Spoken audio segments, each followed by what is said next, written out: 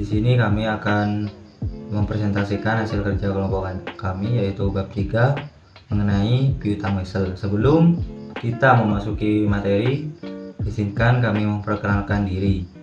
Perkenalkan, nama saya Ridho Alfarisi dengan akhiran NIM 1003. Dan saya Muhammad Roslin Muldani dengan akhiran NIM 1066. Definisi piutang wesel yaitu piutang wesel merupakan perintah membayar dan janji membayar sejumlah uang tertentu.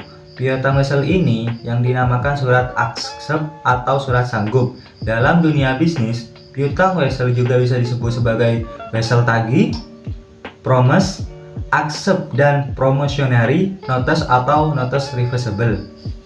Wesel dan promise, surat yang memuat kata wesel di dalamnya, ditanggali dan ditandatangani di suatu tempat. Dalam mana penerbitnya memberi perintah tidak bersyarat kepada tersangkut untuk membayar sejumlah uang pada hari bayar kepada yang ditunjuk oleh penerbit atau penggantinya di suatu tempat tertentu.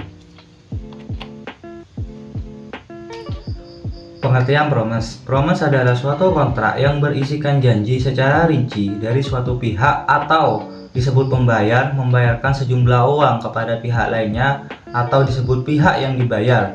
Kewajiban ini timbul dari adanya suatu kewajiban pelunasan utang. Nah, yang dinamakan promise ini merupakan surat perjanjian atau surat yang terinci untuk membayar utang. Jika utang itu jatuh tempo, maka surat ini akan berlaku atau tidak berlaku. Penentuan tanggal jatuh. Kalender jatuh tempo adalah waktu yang telah ditetapkan bersama antara debitur dan kreditur.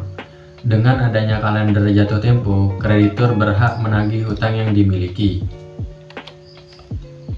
Wesel berbunga dan tidak berbunga. Piutang wesel berbunga atau interest bearing, yaitu piutang wesel yang nilai jatuh temponya sebesar nominal ditambah dengan bunga. Piutang wesel dapat dipindah tangankan dan ada yang tidak dapat dipindah tangankan. Piutang wesel tidak berbunga atau disebut non-interest bearing, yaitu piutang wesel yang mempunyai nilai jatuh tempo sebesar nilai nominal. Piutang wesel berbunga atau interest bearing yaitu piutang wesel yang nilai jatuh temponya sebesar nominal ditambah dengan bunga. Jadi kesimpulannya, piutang wesel tidak berbunga itu memiliki perbedaan dengan piutang wesel berbunga, di mana perbedaan itu terletak pada besar nominalnya, yaitu jika piutang wesel tidak berbunga, nominalnya itu bisa nilai jatuh temponya itu sebesar nilai nominal, sedangkan piutang wesel berbunga yaitu nilai jatuhnya temponya sebesar nominal ditambah dengan bunga. Perhitungan bunga dalam wesel dan promise ditetapkan adanya bunga sebagai pendapatan bagi pihak kreditur. Rumus perhitungan bunga piutang wesel adalah nilai nominal promise kali tarikh bunga tahunan kali jangka waktu. Contoh perhitungan bunga piutang wesel. Perusahaan Alfa menjual peralatan ke perusahaan Beta seharga 300 juta rupiah. Dibayarkan dalam waktu 30 hari. Setelah 45 hari ternyata tidak dibayar oleh perusahaan Beta. Kedua belah pihak setuju bahwa perusahaan B menerbitkan surat promise sebesar 300 juta rupiah dengan bunga 10% untuk pembayaran sebesar 100 juta rupiah, ditambah bunga yang harus dibayarkan pada akhir 3 bulan berikutnya. Catatan tersebut dapat menyatakan bahwa total bunga yang harus dibayar bersama dengan pembayaran pokok ketiga dan terakhir sebesar 100 juta rupiah.